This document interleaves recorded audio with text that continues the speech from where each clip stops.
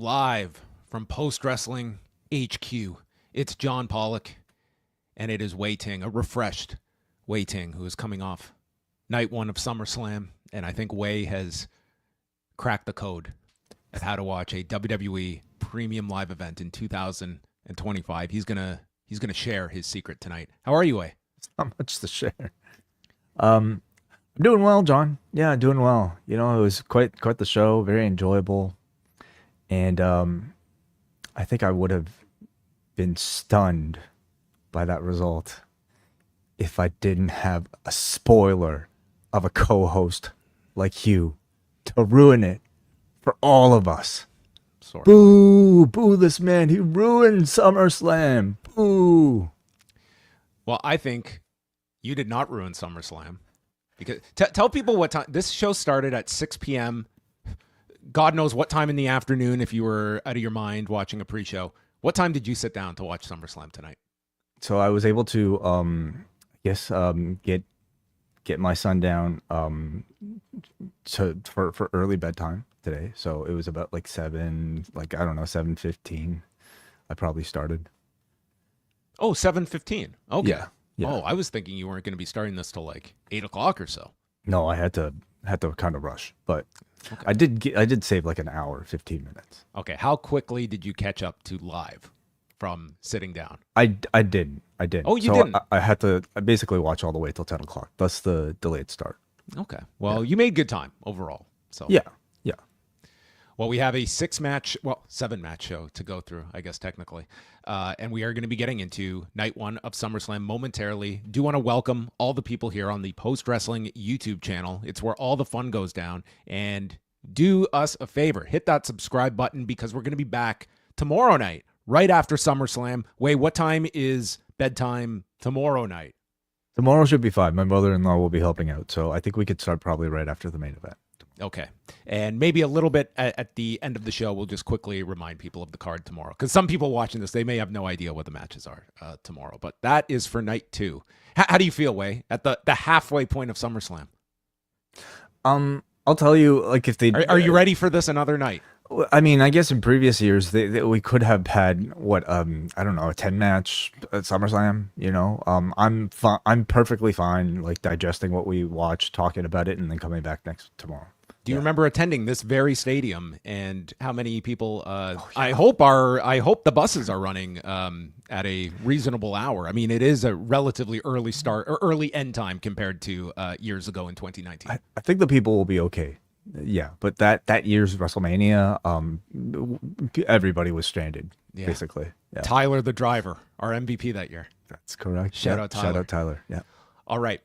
We're going to get into the first night of SummerSlam. The final WrestleTix number was 50,087. So both nights surpassing 50,000 by WrestleTix numbers. And I would certainly, night two had already surpassed that when we were doing our update on Friday. So by match time on Sunday, who knows how many they might just push last minute and get through the doors. But overall, over 100,000 tickets distributed over the course of two nights. And remember, New Jersey putting in a nice $7 million site fee attached to this big weekend.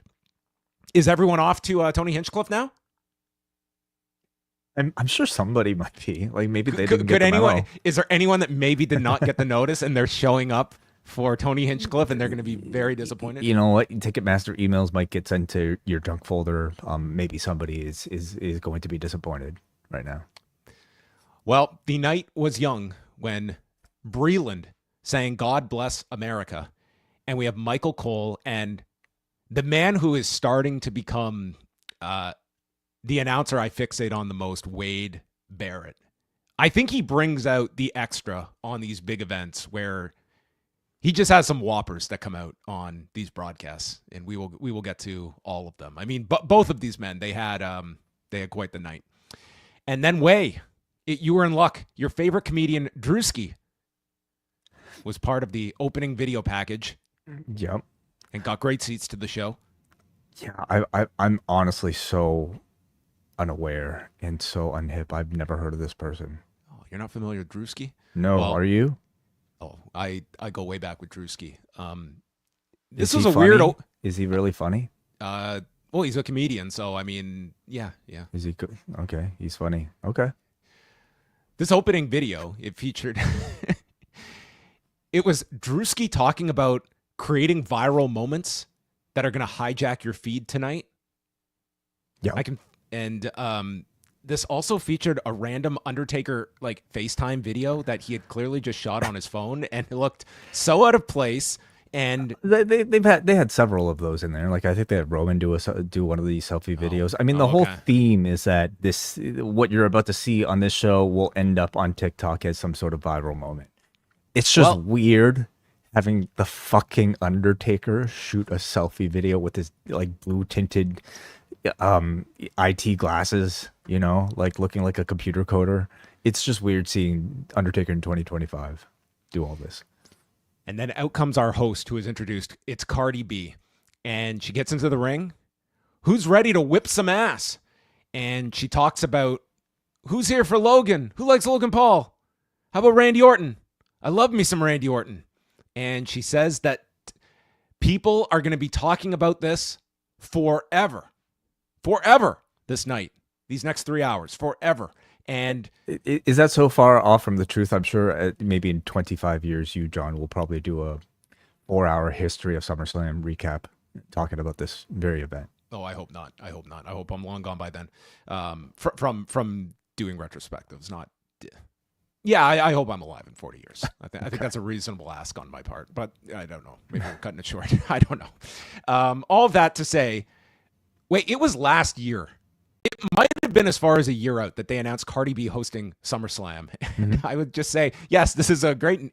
They did nothing in the lead up to this show around Cardi B. I think there would be many people who tuned into this show and hey, her theme was used to promote SummerSlam, but she's actually here, and this was it. What a hosting job. Yeah, to be honest, I don't know how much more I would have expected. Like they used her for the promo. They did still continue to mention that she'd be involved, but you know, it wasn't necessarily going to be anything like a performance or an angle or something like that. And I don't know if I would have expected anything more than that these days. If she brought in any fans to see this, would they have been a little disappointed that I came because I'm a Cardi B aficionado? I guess. I mean, I don't know how many people would have come just to see Cardi B. I guess you got to see Cardi B in person if you bought a ticket to see Cardi B. I guess so. What would you have expected? What, like her to perform a song or something like that? I'm just saying, like, what did this bring? It brings a level of celebrity to this company that fucking loves to ride the dick of every celebrity. But they didn't use it in any of like nothing. They can in the show lead up that to this. Cardi B was on their show. Like they could show that this was like a famous person that's all over their show. I'm arguing that Cardi B is like a major name, and I just feel like this was one where you could have like just for months and months, like you knew that she was hosting SummerSlam, and it's like they aired the she's promo. She's gonna come out and she's gonna say, "Hey, I love me some Randy Orton." You want her to wrestle. You want her to wrestle a match. You want Cardi B in a match. Basically. I thought she could have done a frog splash. Yes. Okay. Well, maybe that's next year. Roman Reigns and Jey Uso open up the show, and by open up the show, I mean we got like a half hour of entrances between these two. Jey Uso coming through the concourse as Michael Cole yells, "Welcome to Yeet City." Just totally rhymes. And then Roman comes out and all right, he's got new sneakers on. Where are the old ones? I'm not kidding. One of the top 3 moments of this entire show was Bronson Reed coming out with the Jordans that are now his claimed possession. The tribal thief, and he's got the laces tied up, so he's wearing them. The Shula Fala. Yes. I mean, these shoes were the highlight of this angle on Monday night. It was a great angle, but the exclamation point was the man's shoes being stolen. And I can only hope that this is going to be a recurring bit, that Bronson keeps these shoes until somehow Roman can repossess his shoes. I find this way more compelling than, Solo Sikoa taking the Ulafala. This is way more over than the Ulafala was in that battle that Roman and Solo had. I loved it. I laughed as Bronson came out with these shoes. Well, we need a whole backstory about the Imagine Roman. We have an origin story about where these shoes came from. They were Yeah. like handed down from like a family member or something. Mm-hmm. Wade Barrett, though, people probably were fixated on the shoes that they missed Wade's breakdown of Roman Reigns, stating, "It's hard to believe that Roman Reigns is a human being." It's like, really? I've never had that problem. He says he looks like a real life CGI character. I was like, how real life can something computer generated by definition be? A real life CGI character.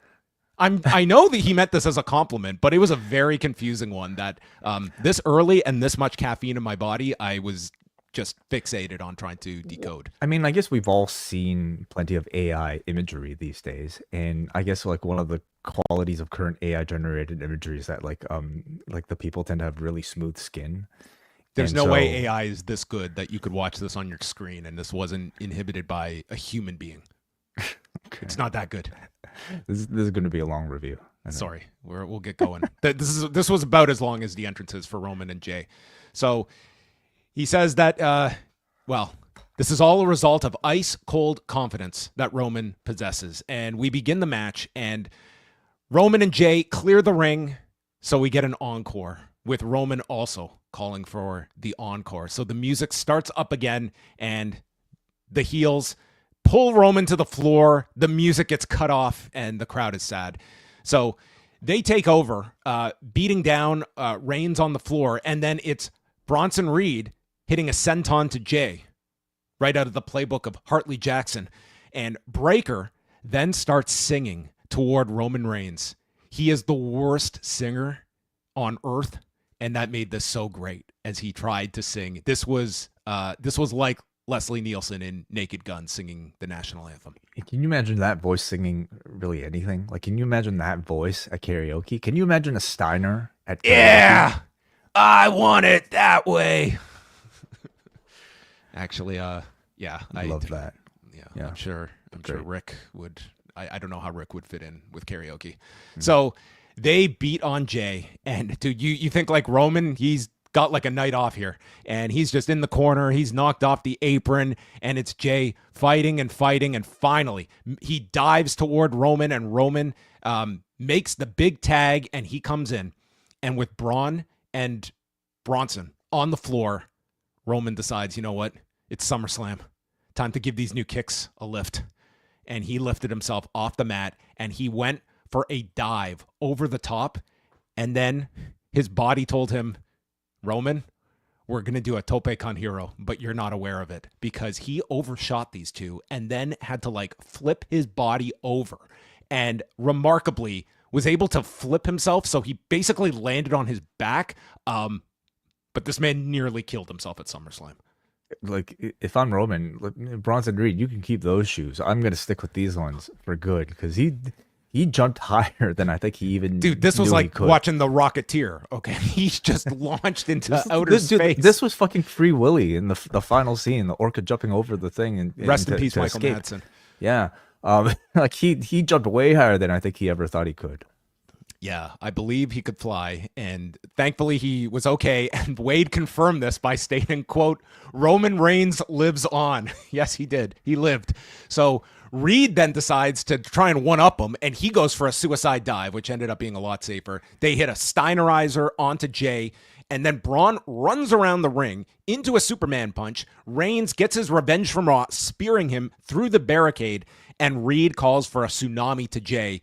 But Reigns comes back to life, Superman punches him off the top, and Reigns and Jay go for the 1D, which, unfortunately, this 1D, I think it needed a few more dimensions, because they barely got Bronson up, and then they go to a replay, and they show the spear, and they show the Superman punch, and they skip the 1D. They just felt that was not replay worthy. But Bronson's a big dude. He's a big dude to get up for a 1D.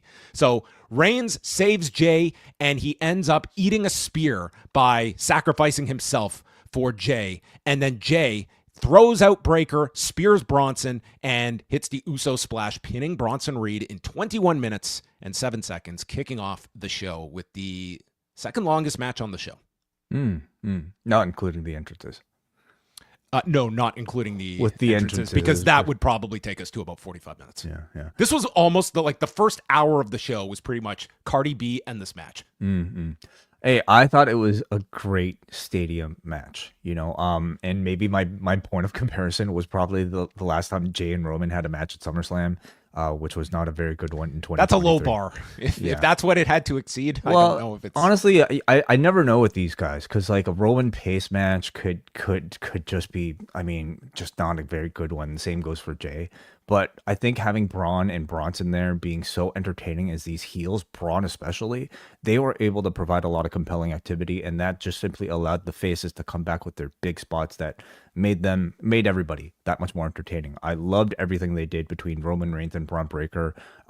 Those two already feel like a very anticipated matchup for maybe even a WrestleMania, coming up soon. I love seeing Roman and Jay as an actual tag team here, attempting at least to do the 1D, bailing one another out. And I thought there was a lot of effort made to just show that, like, at this point, maybe not an equal, but Jay is very much, I would say, up there in terms of like and stature to a Roman Reigns. And of course, the big spot of the match, fully showing Roman growing as a person since their days in the bloodline, being willing to make the sacrifice, being willing to put others above himself. So it was a match that was very high on star power and crowd reaction, but I thought specifically a tremendous showing for Braun Breaker, who I think probably gave everybody in the back a lot of assurance that he could fulfill a big main event spot in the future. Yeah, I liked the match. I definitely didn't like it as much as you did. I thought that it was overall by the end of this show, I feel like this was probably one of the matches that I think stood out more to me in hindsight. It does set up a lot of stories. I think Breaker and Bronson are a great team together, and I hope that this continues, which I'm sure it's going to, of those being focused on as a team. And I just think with the way Roman and Jay were just destroyed on Monday, I think it really lent to them winning here. But I do see the branching off here. Like, I fully believe we're going to see Roman and Braun and probably many of these combinations in singles afterward. So he's got to get his shoes back. So I think that's the ultimate goal. Maybe Braun is just the stepping stone to Bronson Reed and getting those shoes back. But yeah, it was like for a stadium show. I mean, it was like overall, like you had like the big dive spot by Roman, and the rest of that, like it was getting heat on Jay, and you told a good story here with the Roman sacrificing himself for the spear. And yeah, this was one that the audience, they were pretty amped of, 4 big stars, and this is the first match of the show as well. So I thought that it did work for the live crowd. I thought it was like a very good match. I thought that the crowd was up for the entire time. So it sounded good to me. We had multiple celebrities shown, including Fat Joe. Fat Joe taking in night 1 of SummerSlam. Mm-hmm. He got it popping in the front row. Raquel Rodriguez and Roxanne Perez. Tough crowd here. I feel like I was trying to substitute for WWE Late Night tonight. Okay, Raquel Rodriguez, Roxanne Perez against Charlotte Flair and Alexa Bliss for the women's tag titles. So Charlotte and Alexa come out together, and Charlotte puts her fingers up behind Alexa's head, which I don't think I have seen since I was in 2nd grade. This really took me back. Like, this was well, listen, they're you friends. Don't want someone to take your photo with fingers behind your head. Like, that's just so insulting. I was like, wow, this is a real deep burn. They're just being cute together, John. Okay, I'm sure there are a lot of things that they maybe they would you wear a "We're Not Friends" shirt? No, I will. Yeah, so they're allies of convenience. They do a lot of things that you probably wouldn't do. Well, Flair gets attacked with a clothesline, so they attack her. They mention when Bliss gets in that she had a great interview on Fox News this week. I would love to hear this interview on Fox News. She teases the sister Abigail, but Perez rakes her in the eye, and a twisted Bliss lands on Perez's knees, so they get the advantage in the corner, and eventually she is able to tag Flair, who comes in with chops, and Wade says, You know, they're going bananas for Charlotte Flair. I was like, they did not sound like they were going bananas for Charlotte's comeback here.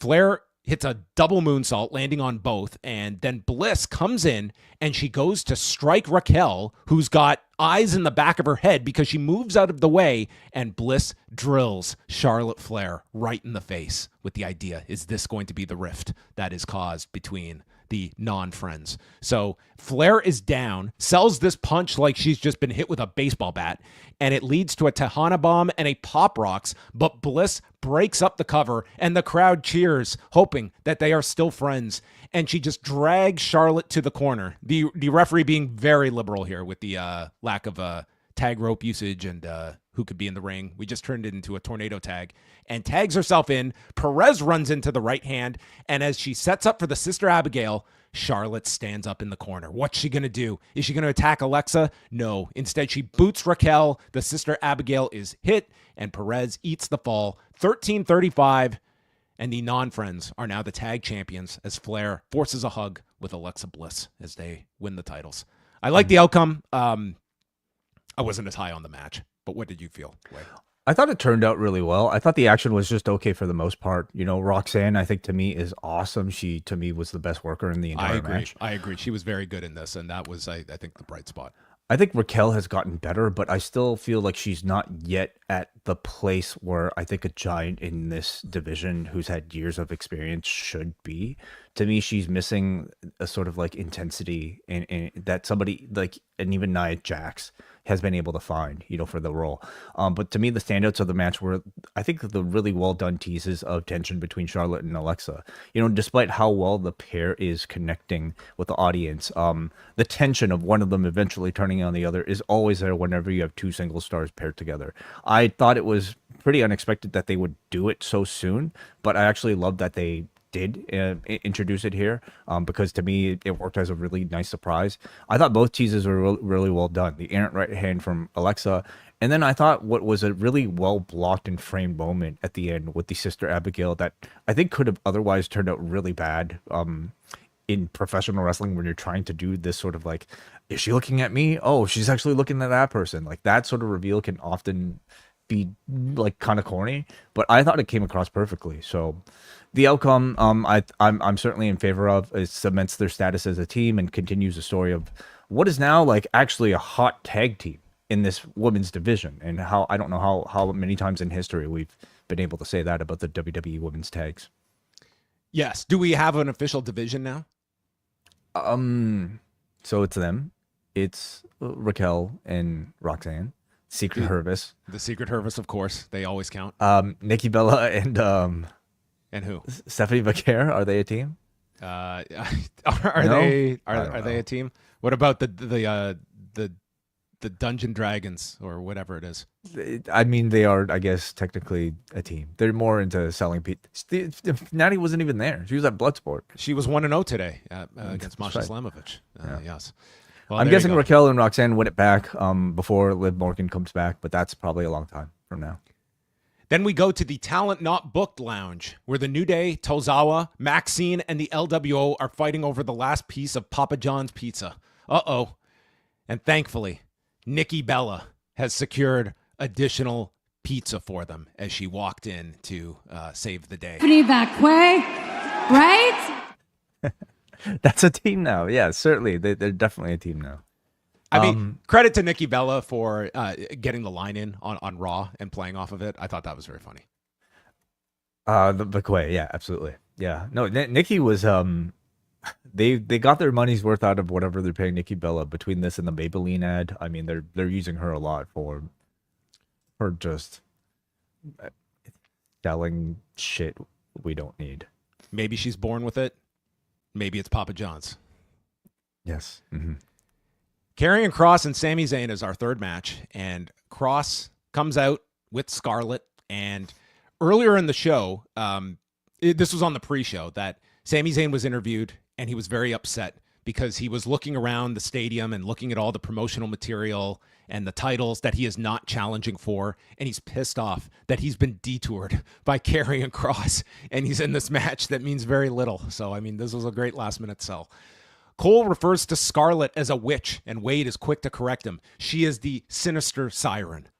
Get it right, okay? Alliteration. Okay. There is a blue thunderbomb that gets stopped, so the Doomsday Saito is hit by Kross. Scarlett pulls out the pipe. We had Miss Scarlett with the pipe at MetLife Stadium.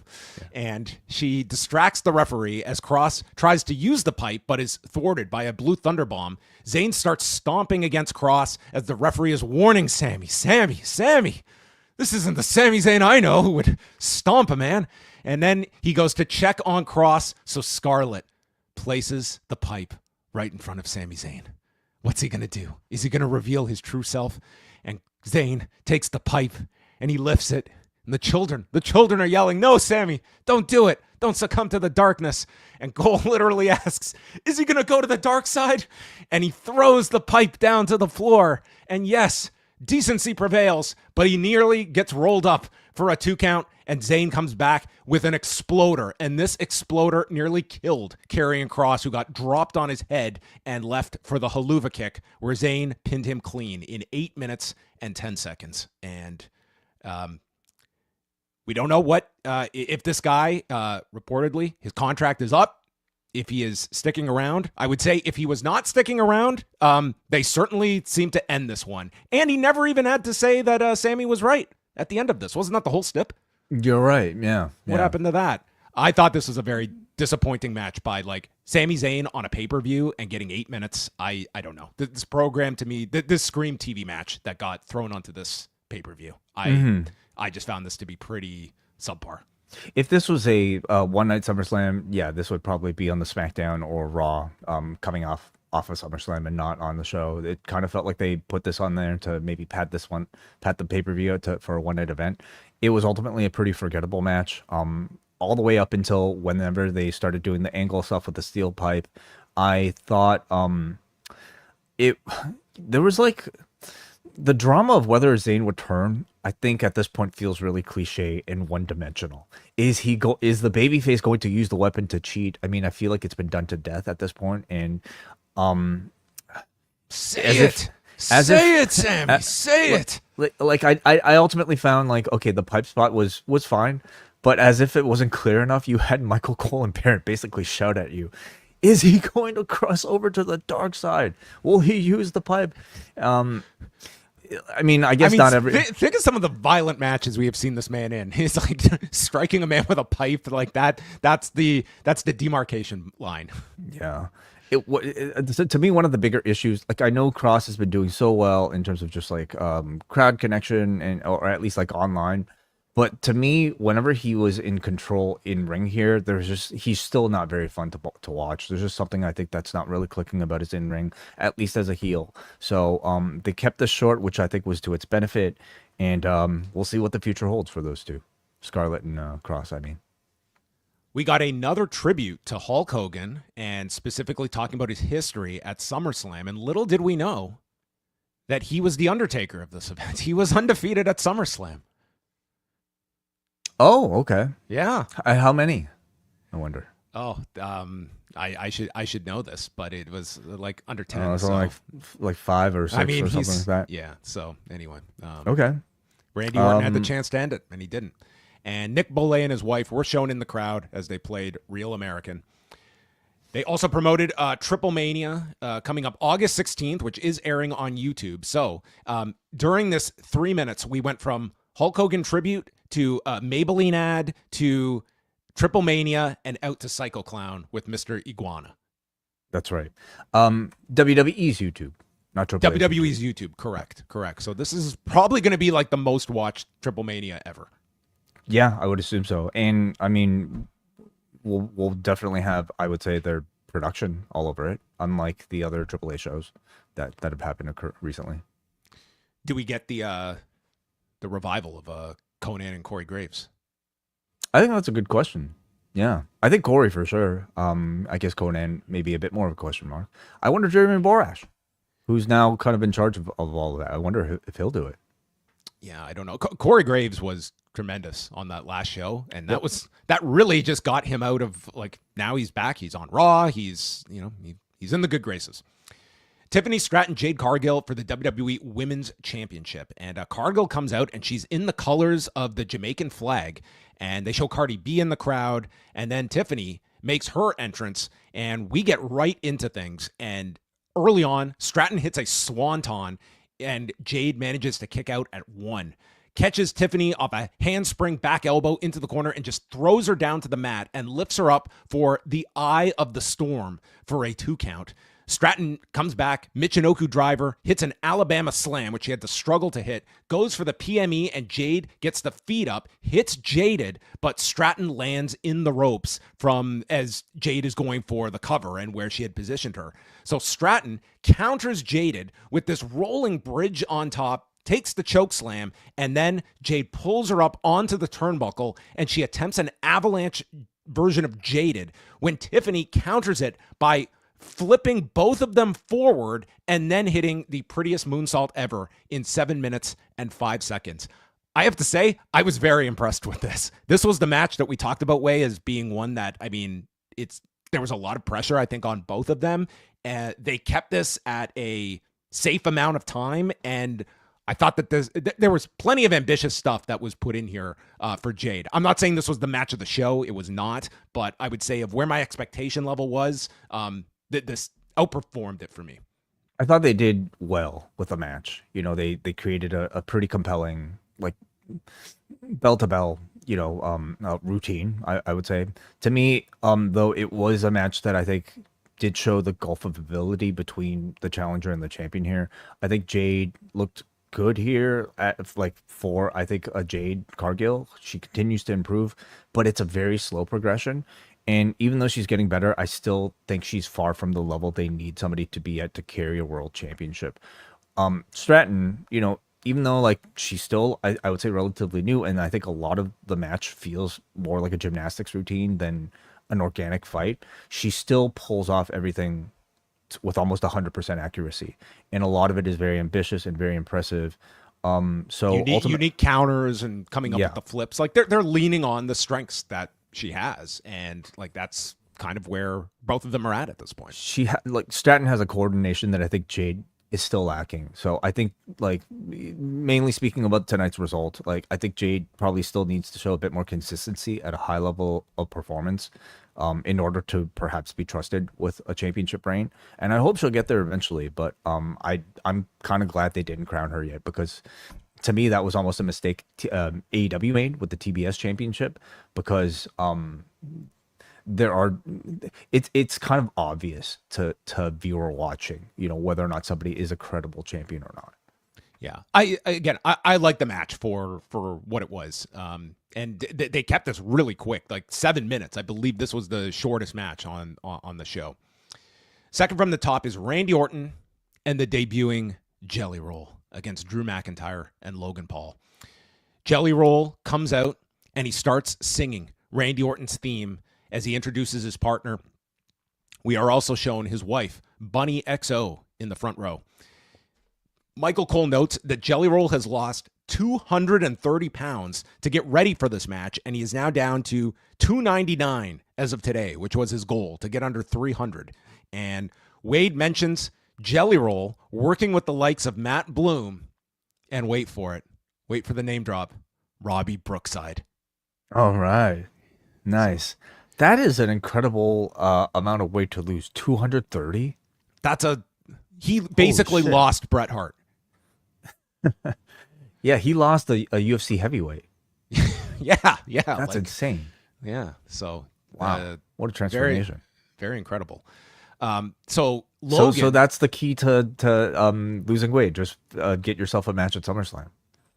Do you know that Netflix is putting out a documentary on The Biggest Loser and what went into that show and all the horror stories? I'm afraid to watch it because I did used to watch that show, and it sounds like I guess some scary stories. When you're getting a Netflix documentary, it's usually not really a good It's thing. never a good sign. Yet one of the hosts of Biggest Loser agreed to sit down and chat about it. Anyway, Paul nails Jelly Roll before the bell, and Jelly Roll insists on starting, and he gets a chant going for him, and Jelly Roll blocks a scoop slam and delivers one to Logan, does the Fargo strut landing an elbow, and then Drew tags in and Jelly Roll. Dude, this guy's facials, he's just taking this deep breath and he looks at Randy, but then he explains he just doesn't want to tag out. He needs to test himself against Drew McIntyre. So Orton psychs him up, and Drew just beats the hell out of him and yells at him that this is the day the music dies. Oh my God. Take that, Don McLean.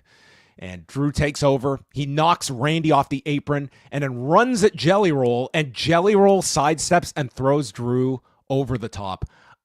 I feel they needed to limit the Jelly Roll offense on Drew McIntyre of all people. I mean, it was just to me a little bit too much to watch here. So to the floor they go. Orton, Jelly Roll was in this for the first 7 minutes before he tags Orton in. I think we well went into the maximum amount that Jelly Roll needed to start this match. So Randy comes in. This is how far into the match we're in. Randy's going right into like his closing sequence of moves when he gets the hot tag at 7 minutes. He drops. Well, listen, like Jelly Roll wasn't about the reverse rolls and take the hot tag from Randy Orton. I would have loved that. The way they booked this, I'm surprised that it didn't build up to Jelly Roll. I guess no, actually, they actually did do that at the very end. Dude, they made Jelly like one. Whatever you want to say, Jelly Roll was booked to be the star of this match by leaps and bounds. So Orton drops both. He hits a draping DDT and sends both to the floor, and he drops them on the desk, and then he gets blindsided with a Claymore by the desk, and Logan hits the titanium right hand to Jelly Roll, who goes down, and then Logan clears the desk. Jelly Roll gets placed on the desk, and Logan Paul gets onto the top with 2 bottles of Prime, and they shoot this thing amazingly. He leaps off and rotates in midair for this splash through the desk on top of Jelly Roll, and this place goes insane. It made me go right to the store to buy my you bought all the flavors, did you? I had to. Yeah, this was that great of a splash. Well, Jelly Roll was dead, and he is being tended to by the trainers as Drew and Logan beat on Randy 2-on-1. And then Jelly Roll, he's being helped to the back. And suddenly, it's King of the Ring 98. And it's not Jelly Roll, it's Mick Foley. And he turns around and he sees the ring. He says, I can't leave like this. And he returns to the ring. This is like a Terry Funk in All Japan. And he comes back in, and Randy, being beaten down, crawls toward Jelly Roll, his savior. Jelly Roll, you gotta help me. And he tags in Jelly Roll, and Jelly Roll is here to save the day. And he comes back in, and he hits a choke slam to Logan. He hits a black roll slam onto Drew McIntyre, and then it's Drew breaking up a cover, lands the Claymore. Orton comes in to RKO Drew, and then Paul sends Randy into the post and hits a frog splash, pinning Roll in 17 minutes and 6 seconds as the heels get the 17 minutes, holy shit. 17 minutes, dude. This was... Oh my God. They spent a lot of time on this one as well. And all I can say, if you were a Jelly Roll fan, they took your fandom very seriously tonight, because they treated this guy like he's winning the title at WrestleMania next year. Oh my goodness, yeah. I think they pushed him harder than Sami Zayn getting that elusive title win. Well, I mean, he has a lot more followers than Sami Zayn. I'm pretty sure, I would say. I think at least. They did really great work here. You know, I would say Roll, I think as a celebrity, he's probably at about the level you would expect of like a pre-Pat McAfee celebrity. So he's certainly he clearly got like the accolades of all the people that trained with him. Just they raved about this guy as like being like serious about this, as serious as a musician is going to be coming in to prepare for this. So not a Travis Scott is what you're saying. I think it's far removed from Travis Scott, and quite frankly, like 90% of the celebrities that have probably come through the doors at WWE, and it's really only until these last few years that you've seen like genuine fans that also happen to be like worldwide celebrities that want to do this. Yeah, and his is the case where I think like he's not an athlete. Right. No. Like he's not somebody who I think, well, certainly not a Logan Paul, not a Pat McAfee, not even a Bad Bunny in terms of what he's able to do in the ring. But for what he lacks in athleticism, he certainly has in crowd connection. And I think he has a high level of charisma that he was able to showcase here in his mannerisms and just like He can talk, and he's got good visuals, like in terms of just conveying it.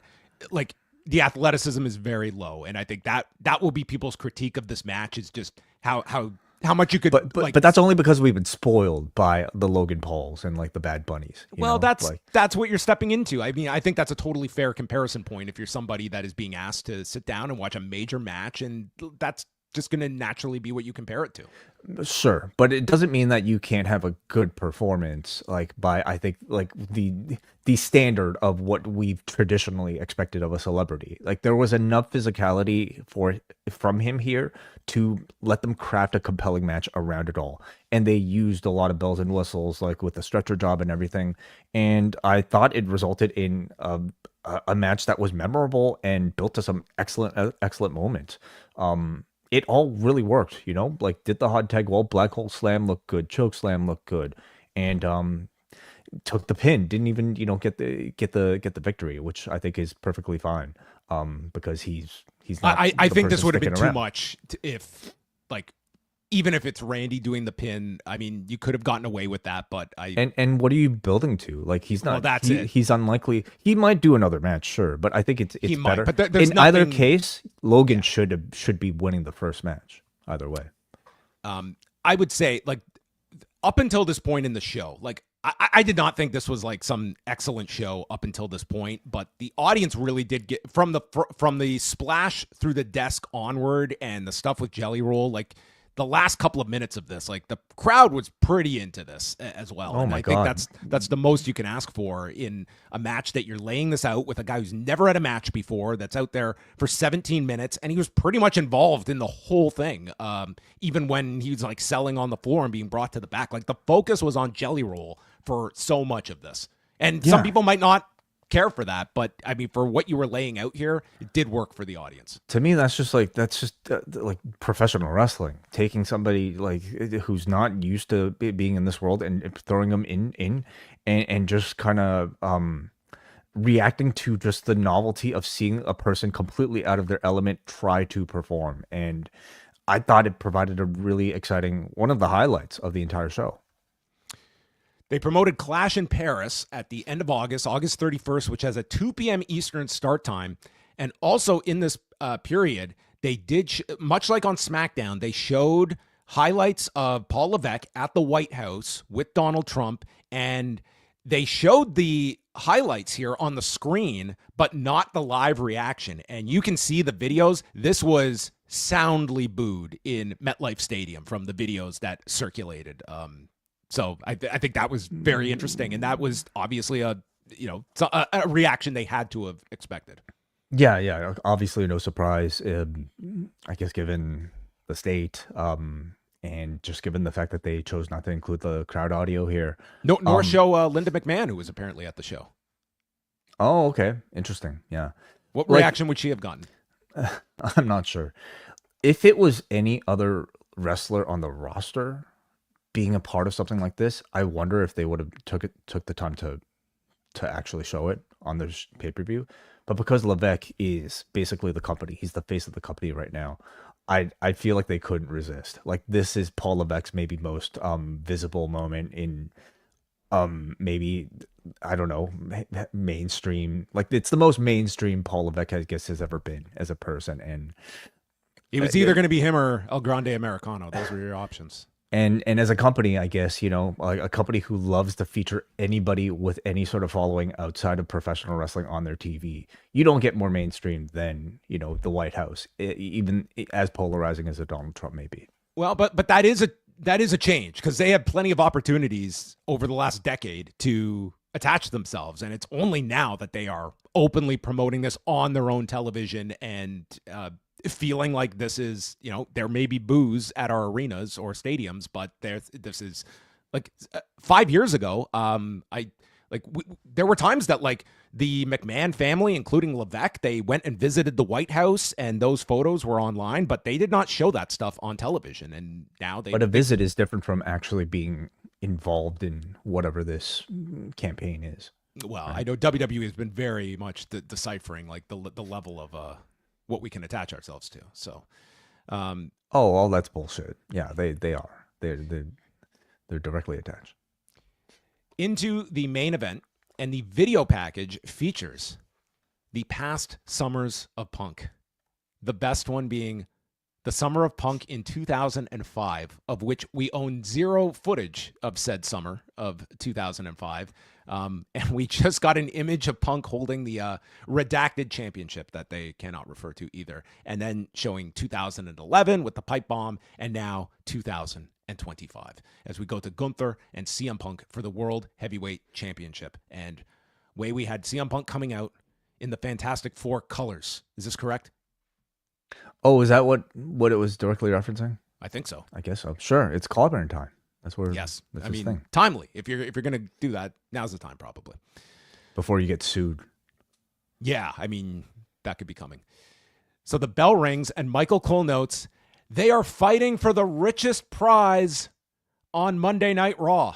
Like, okay, well, that's a bit of a ... Punk begins, and he starts working on the arm. I mean, if you want to see a CM Punk love letter to Bret Hart, I think this was the match. I mean, it's a lot of Punk matches. You but can this watch one, it. Yeah, you can watch any Punk match in the past 5 years. But I mean, I'm watching this. I was like, my goodness, this guy, I think he's just got Bret matches on loop at home. I think that's just what he watches. And this is a match pretty much built around Gunther's chops and murdering Punk. But in the classic way for a babyface, he never was like dead. He would have that bit of energy so that he'd come back, and he was always alive. He was always standing up to Gunther, but this was like a 10-8 round that Gunther was commanding throughout most of this match. And man, he puts Punk in a tree of woe. He is just lighting this dude up. And Gunther starts kneeing and punching the ribs, digs his knuckles in as he applies an abdominal stretch. And Punk goes for a reversal, and he just tries to lift Gunther. And this crowd, like, they were so hot for Punk from the moment he goes out, and then any semblance of Punk teasing the GTS, this crowd was so amped for. I mean, this was such a pro CM Punk crowd. And Gunther escapes the GTS attempt, boots Punk right in the face. And Punk is telling him to bring it on, and he gets dropped. And you get Gunther's trash talk. Who's the kid now? Call me a kid again. And telling Punk he will never be champion as he just smothers him. And Gunther stops a sharpshooter attempt and tries to apply his own while flexing. And Punk manages to reverse the sharpshooter. And he's got his legs tied with Gunther as CM Punk is thinking about that 1991 VHS of SummerSlam that he just watched probably last week as he turns Gunther around and applies the sharpshooter, but Gunther gets to the rope, something Kurt Hennig could not do. So Punk returns fire and gets a triangle applied. Gunther escapes that, and then Gunther hits the frog splash as Michael Cole compares him to a flying pterodactyl. Not our only reference to a extinct creature, because then Gunther runs into a GTS attempt, but again he stops it and proceeds to hit the dinosaur drop kick. Does he? I wonder how Gunther feels about all these dinosaur comparisons. What the hell? If this was the Vince era and I heard these references back to back, I was like, this guy's coming back as a T-Rex. Like, that's going to be his gimmick. The man is a dinosaur. You know, Jurassic World is a very popular franchise to this day. Have they ever called it the dinosaur drop kick before? I don't recall. It didn't ring a bell to me that I feel I would have reserved that one in memory. So what is, like, this is just like the shotgun drop kick, sending him into the corner. Yeah, I know, that Balor does, and but does. I'm guessing like what Barrett just thinks. Oh, he's really no. This heavy. was Cole. This was Cole. I guess it's Cole and Barrett then. So what they just think like, oh, this guy's really heavy. And dinosaurs are heavy as well. This sent me off into imagine, like, is this how they envision like a dinosaur would get like air and drop kick somebody? Like they'd take like the flat back as they strike the pterodactyl. I can kind of see it. You know, like when the pterodactyl flaps his wings, it kind of looks like Gunther, like, you know, with his arms stretched out. No. I'm very curious if we get a rebranding of Gunther. So he kicks Punk out to the floor, but rather than pounce on Punk, he starts playing to the camera. He stands on top of the desk and poses, allowing Punk to get to his feet and pulls out Gunther's legs from underneath. And Gunther is supposed to basically faceplant into a monitor and disappears under the desk. He comes out from under the desk covered in blood, which is so clearly coming from the forehead, but you've got Cole and Barrett. Is that his nose? Does he have a broken nose? Because it was supposed to look like his nose was all busted up. Apparently, Gunther has to have sinus surgery, and that was the impetus for this and why they were focusing so heavily on the nose. And Gunther was selling the nose afterwards. If you notice, he's holding the nose, but this so clearly looked like a traditional, like he's bleeding from the forehead when he comes up. And I don't know, maybe he just wasn't down with like slicing his nose. I wouldn't either, to be fair. Hard to make that look convincing, I suppose. Like, what would you cut? Like your nostril? I don't know. That sounds awful. So he's bleeding, and Gunther sold this. Like, he gets into the ring and he cowers into the corner, and when he realizes he's bleeding, he's like freaking out at the sight of his own blood. That's his one weakness. Oh, the sight of blood. His selling was great here. I thought it was so great. It's like the big bully has now suddenly been whacked in the head, and he's so image conscious. And Punk lands a step-up knee and calls for the GTS, but Gunther manages the sleeper, and the crowd goes nuts. They think this is going to be it, but Punk fights to his feet, lifts him, and hits the GTS, but the big dinosaur won't go off his feet. This is like watching Jack and the Beanstalk, and he hits one more GTS, and Punk gets on top and pins Gunther in 30 minutes to win the championship. And I thought this was like, it was a really great main event. This was definitely my match of the show. What did you think? I thought it was a great match too. Yeah. It was like a good, slower paced main event match, and yes, very. but one that built up really well. And I think you kind of want a pace like this for something that is supposed to have Punk show that he's been worn out and that he's barely hanging on, especially for everything to come after the match. But based it a lot on just like Gunther being dominant with his chops. I think Punk playing a very convincing, like, weakened veteran running on empty. I didn't love how they got to the table, a blade job. Like, it just feels really uncharacteristic that Gunther would just pause mid-match to gloat and celebrate. And if the intent was to just get him under the desk to draw blood, I wish they came up with a more organic way of trying to get there rather than just like have Gunther look so silly, because he's not that type of heel at all usually. So that might be my lone criticism of this match, but it was not smooth. I agree. Like that whole transition to get there, but that is my understanding of like what the thinking was behind it. So, you've got some of the classic championship calls. People think of like Bobby Heenan when Flair wins the Rumble in '92. And of course the boyhood dream has come true. Well, Michael Cole, he reserved his for CM Punk's big title win. After a decade of bitterness to finally coming home. A decade of bitterness. This man who has lived under a storm cloud and just screaming at the world, he has finally won. I mean, I just could not believe this. After the Art of Wrestling podcast with Cole Cabana, to brawl in, to brawl out. Where is Dr. Chris Amon right now? So Punk is clutching the title. He's in near tears. They show Gunther holding the towel to his nose. And then Seth Rollins' music plays. And out comes Seth on crutches with Paul Heyman. And Cole and Wade, they're so quick to state to us, well, he has until June to cash that in. I mean, can't do it now.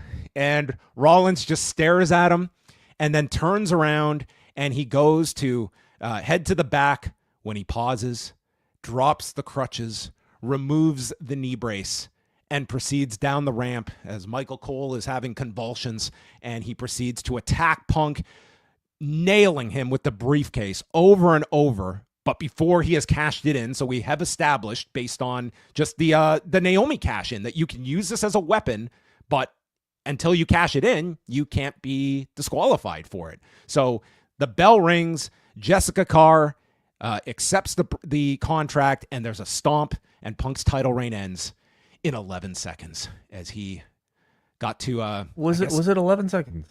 That's it. That was it. Well, from bell to bell, when it Right. rang, not Okay. from obviously it came out. So we got Punk doing a tribute to Brett as he does in most of his big matches, and then he got to do, I guess, a bit of a Hogan tribute here, playing the role of Yokozuna, and Seth playing Hogan for ironic purposes, and CM Punk gets the win. Breaker and Reed are out, and our closing scene was Rollins and Heyman cross-legged over CM Punk as the Seth Riders are 4 strong yet again.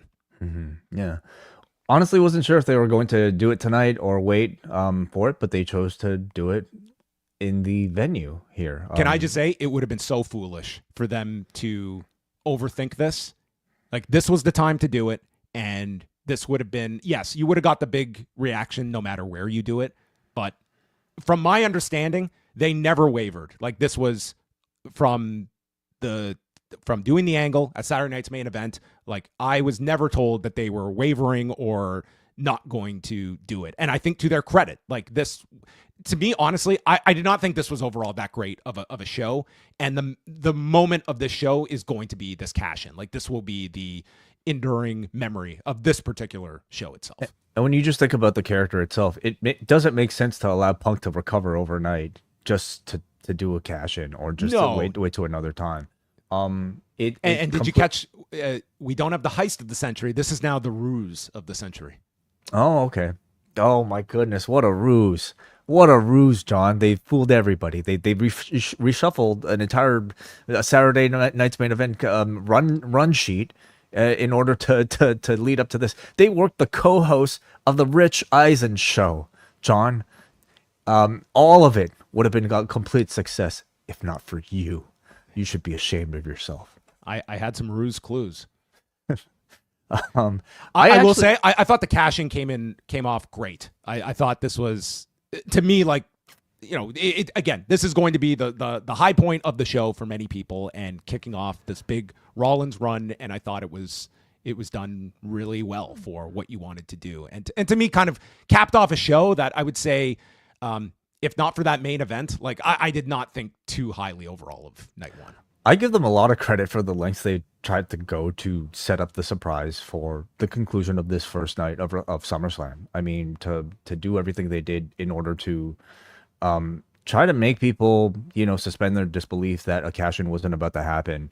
I think I kind of personally, that. I think they should have gone harder, to be quite honest. Like, I was, when we found out that Raw was in Birmingham, like, I thought they were going to do footage of him going there. The fact is, like, he's got x-rays from the last knee. Like, they could have just really just poured it on of. Honestly, even if they showed the x-rays, I think people would have still been suspicious. But. Well, some people would. But, I mean, quite frankly, you go online, there's plenty of people who.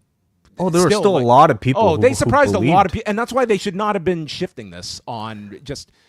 I thought, like, it was very smart on their end to just.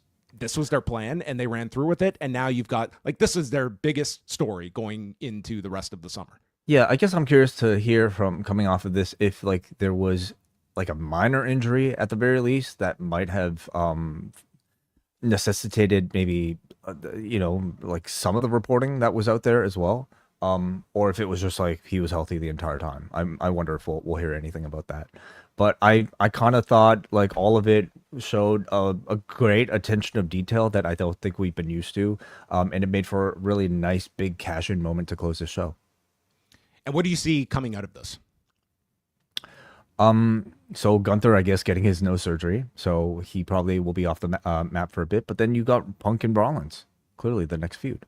Punk and Rollins the next feud, and then Breaker. You know, you have to remember Roman now and Jay are attached to this entire world. Roman and Jay are attached, and let's not forget that, like, your champion did just lose to LA Knight on that show. Like, if you wanted to, like, LA Knight, like, true, yeah, you know, LA Knight gets a title shot again. Like, they booked that finish knowing, like, this is where they were going, and I don't think, like, if they didn't want LA Knight to win, they could have just done a wave off and not done a finish there. So you could get LA Knight injected into a title picture here. So whether you go with, like, a multi-man match for Paris, or you go to one of these singles options. There's a lot on the table, but you're right with Roman, with Jay, with Punk, and I'd throw in like LA Knight in the mix. Like that's kind of your Raw title scene.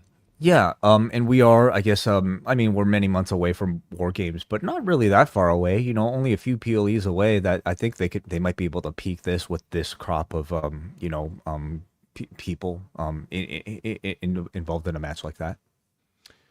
So there you go. That was night 1 of SummerSlam. We will be back on Sunday night with night 2. We're going to get to your feedback, but quickly, Way, I don't want to do a preview of night number 2, but I do want to get your thoughts on the SmackDown segment with Cody Rhodes and John Cena, where they pretty much turned John Cena going into tomorrow night's match with Cena.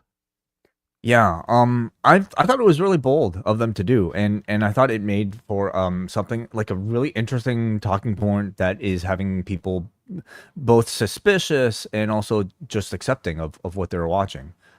So I thought it was like a really nice way to pique interest in the result of this match, because now you truly watch the show and you're really not sure what's going on. If it is Cena actually, you know, staying babyface, or if it's just all of a swerve, which I feel like a lot of people might be leaning towards. But yeah, I liked it a lot. And then they had a toast at the end. Yeah. Mm-hmm.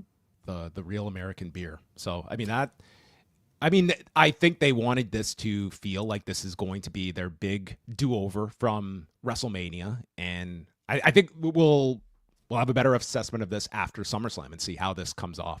I will say, like, if this is the end of the Cena heel turn, I am not going to be looking at this heel turn as like, this is just like he showed up. He's like, yeah, I'm going to be a good guy now. Like, that was it, pretty much. Well, I mean, I wonder if this was all like, will Levesque or will they ever reveal what the actual plan was, if it was supposed to end at SummerSlam, or if they had plans for it to go all the way until the end of the year. I'm not really sure. I'm sure they'll lay out every last detail on Unreal. All part of the show. Yeah.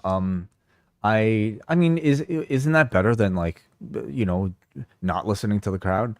Like, if something is clearly not working and changing it, isn't that better? Those are two separate things, though. I think that you absolutely had to turn Cena.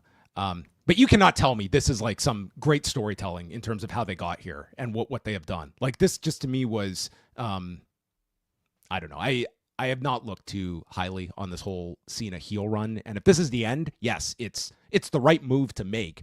But it also just feels as though this is like we're just waving a wand and boom. There was no big lead up to this. There was no great reasoning for this. It's like, hey, I lost Travis Scott, man. So you know what? I don't think I have much of a heel run left. Let's have some beer. But we'll see tomorrow night what they do. 6 more matches coming up on SummerSlam. Let's go to Forum. We got some super chats, actually. Oh, then super chats get to the front of the line. Super chats. Thank you guys for, again, subscribe to youtube.com/postwrestling. We are less than 100 people away from 20,000. Will we reach 20,000 subscribers on the night of SummerSlam Sunday? Okay. Let him update his username to 20K Ting. Okay. Can you imagine the fireworks? I got all the explosives right here. They're set to go. They're rigged up. It's gonna blow my basement into flames. I hope you take them out to your backyard. Yeah, just hit that subscribe button and join us again here right afterwards. But thank you guys for your super chat. So let's go to James Gentry, who sends $5. Pollock is the real Oracle and wise man. We acknowledge John Pollock. All right. Throw the ones up for Mr. Pollock right there. Blue, no ruse clues here, but we got Bluey sending 100 sending 100 rupees. Lovely main event. NWA title match worked as a war of attrition. It had me throughout. What does he mean, NWA title match? World title match? Yeah, okay. Probably. Glad Punk's still chasing. Not as happy he's stuck with freaking. Okay. Well, I mean, they were always going to get back to that program. I mean, well, Rollins has always said he will make sure CM Punk is never champion. Now he let him be champion for 40 seconds, which I guess was nice of him, but he won't let him last more than 40 seconds as champion. All right. He should come out on Raw and say, I went against my word. I did let him become champion. Yeah. Kevin Anderson sends $2. Thank you, Kevin Anderson. Pollock 316. Wow, a lot of congrats to John Pollock here. he's just doing his job, everybody, okay? When he's presented with having to report an injury of a professional wrestler that he knows is not an actual injury, he's just going to tell it. Let's go to John Fury 316, who sent $7. Thank you for that. He says, after watching WWE Unreal and SummerSlam, I'm now convinced there is a writer in the writer's room that's not a fan of CM Punk. I don't know how you look at the result of this night and just think it's some sort of slight on Punk. This is all in the service of story. Now, you could look at what they did for Crown Jewel and maybe come to that conclusion. But SummerSlam is a different story. Like yeah, but you know what? Coming out of Crown Jewel, it's like if you don't think CM Punk is like Paul's guy, like that is like he is one of the faces of this company, and he's in a very good standing here, and he's in the main event scene, and he's going to be in the main event scene for as long as his body holds up on it. So I think Punk's in a great spot. Have you seen any of Unreal yet? No, not yet. It's been too busy, but we will do a review on Tuesday. We are playing. Neither of us have seen any of those episodes yet, but we are going to be doing reviews for them beginning Tuesday. postwrestlingcafe.com. We'll be doing a review for each episode starting Tuesday. Yep. Let's go to Matt Logan, who sends $5. John and Way coming in 35 minutes late. Just a token for all the good stuff you guys do. Well, thank you for that support, man. I appreciate that a lot. And then let's go to John Fury one more time, who sends another $7. Thank you, John Fury. Considering Punk's age, when will they pull the trigger on a CM Punk title run? I think it's like this idea, like he's going to be the one that he like. There's a lot of story in him chasing. The money is in the chase. Yeah, I mean, we've seen Punk with the title, and it's like it's fine, but I think he's way more compelling chasing after it. You know. So, eventually, I think when it makes sense for them to have for him to have a prolonged run, I'm sure they will. Muggin sends $2 to say, "I salute you, John Pollock." No, we salute you, Muggin. Thank you very much, guys, for your super chats. Let's go to forum.postwrestling.com, where all of our Post Wrestling Cafe patrons have a chance to interact and leave feedback and questions for all of our reviews that John and I do. We will start with Jeremy, all the way from Texas. As Gunther was walking to the ring, I couldn't help but think the aura would have been so much more had he continuously held the title from the previous SummerSlam. I think WWE's done a great job with the Rollins-Punk story, with Punk winning at the Netflix premiere and Seth getting his Empire Strikes Back moments at WrestleMania and tonight. Heading into tomorrow, I hope we get something with this John Cena supposed face turn. In a vacuum, it seems lazy. Do we get Dwayne? Do we get a double turn? I hope we get more than a guy waking up feeling like a good guy again. Yeah, I would say you can't really judge the Friday segment until you see what happens tomorrow night, how they execute it. I do feel we are at the point now where if it's not the full turn, like the babyface turn is coming, and we're talking about like you've kind of got to get there at fairly soon, if not outright by the end of tomorrow. I do not see a double turn. The last person I'd be turning right now is Cody for many reasons. Got a Brian in New Jersey who says, party like it's 2013, and looking how that year's SummerSlam ended compared to tonight. A very effective angle, albeit a buzzkill like it was with Danielson back then. I enjoyed the main event for the most part, as slow as it felt. I was certainly more invested in it than the Jelly Roll tag, which just was not for me. My favorite match may have been the chaotic opener, once the entrances were done. Bloodsport earlier was fun. Don't F with Natty. Yeah, I haven't had a chance to see Bloodsport yet. I heard, I believe it was Pete Dunne and Jonathan Gresham had a really excellent match. Nick Khan was there, as were several from WWE as well. But yes, that was happening this afternoon. We go to, Muggin here. A strong night one, capped off with a dope main event. Roman Reigns taking the bullet for Jay was something I wanted since he flipped sides like Anakin a year ago. The Roman of 5 years ago wouldn't have done that. Actions do speak louder than words. I had a gut feeling that there's an off chance that Seth would pull the trigger, and when the camera lingered too long, I knew it. Seth Rollins is running away with Playa Hater of the Year. Took the words right out of my mouth. All right, let's go to Jurassic Park fan who says, good evening, guys. Pretty great SummerSlam night one with a great main event and closing segment with Seth predictably cashing in. Even with John's wonderful reporting, the moment Seth went down at Saturday night's main event, I just assumed it was an angle because of how that LA Night match ended and him hitting the BFT and pinning Seth clean, and the focus on him grabbing his knee just felt orchestrated to me. Nonetheless, it was still an amazing moment when Seth's music hit. Looking forward to the next chapter of Braun Seth versus Punk. As for the rest of the show, it was fine. Nothing necessarily blew me away, but Roman and Jade tag match was a chaotic one, and Roman sacrificing himself for Jade felt huge and a big character moment. I'm so happy for Alexa and Charlotte winning for the tag titles. Question, I didn't watch live, but there seemed to be a record-breaking number of ads between matches. What were your thoughts on this? I find it to be pretty standard with shows. I mean, it's just, I didn't sense any more or any less than usual. I didn't watch any of them, so I just don't see why anybody would want to start these shows live. It's I mean, you can save so much time by just starting like an hour late. Anthony, patience is truly a virtue where one had been disrespected at every turn, verbally attacked every chance a microphone was placed in front of their face. But even still, you must swallow his pride, head down, and keep grinding to once again reach your goal and become the champion that you know you can be. It was a long ride, the doubters were loud, but his focus was harder, and on that special night, he once again finally achieved his dream as champion. And this certainly lends itself more to those on the forum, as he has a photo of Hangman Page at the end of All In Texas. SummerSlam Night 1 was a meh show. I wasn't too excited with the build going in, and the show kind of like felt like watching an episode of SmackDown. I would not say that. It did have like the big show feel, I think. I was kind of Tiffany retained. I imagine surprised Tiffany retained. Then I guess they are going to turn Jade into a monster heel and have someone chase Tiffany for a while. I appreciate the effort, but I never want to see Jelly Roll in a ring again. And the cash-in was predictable, but fine. And he says goodnight. Thank you very much. Pollock is deliberately avoiding some of the other comments here, but what did you didn't really summarize like overall like your feelings of night 1? I think my viewing might have been greatly skewed by like not having to sit through a lot of those commercials. Like I I have an expectation for I think like a WWE event, and I kind of watch for different things. I watch for audience grandeur. I watch for spectacle, and I thought this show completely provided that.